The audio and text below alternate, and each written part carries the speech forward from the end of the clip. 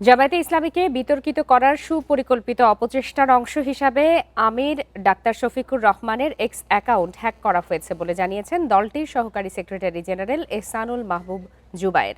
রবিবার সকালে রাজধানীর মগবাজারে দলটির কেন্দ্রীয় কার্যালয়ে এক জরুরি ব্রিফিংয়ে তিনি এসব কথা বলেন।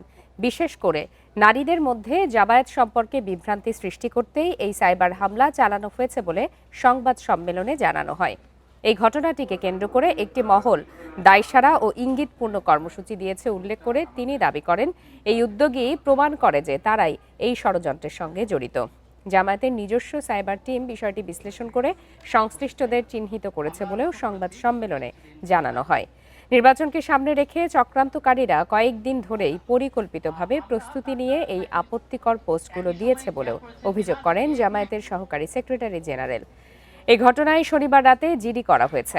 আগামীতে আইনগত ব্যবস্থা সহ সব ধরনের প্রয়োজনীয় পদক্ষেপ নেওয়া হবে বলে জানান এহসানুল মাহবুব জুবায়ের। লোক চক্রান্ত এবং ষড়যন্ত্র করে জামাত ইসলামীকে প্রশ্নবুদ্ধ করে, জামাত ইসলামী নেতৃবৃন্দকে প্রশ্নবুদ্ধ করার জন্য তারা এই ধরনের গভীর ষড়যন্ত্রে তারা লিপ্ত আছেন। এর অংশ হিসেবেই আমাদের নেতৃবৃন্দের টুইটার অ্যাকাউন্ট এবং অন্যান্য যে সমস্ত অনলাইনে আমাদের অ্যাকাউন্টগুলো আছে সেগুলোকে হ্যাক করে এই সমস্ত কাজ তারা করছেন আমরা মনে করছি কি। তো আমরা এই ব্যাপারে সম্মানিত এসি যারা আছেন আমরা এসিকে এটা জানাবো আজকে যখন যাব।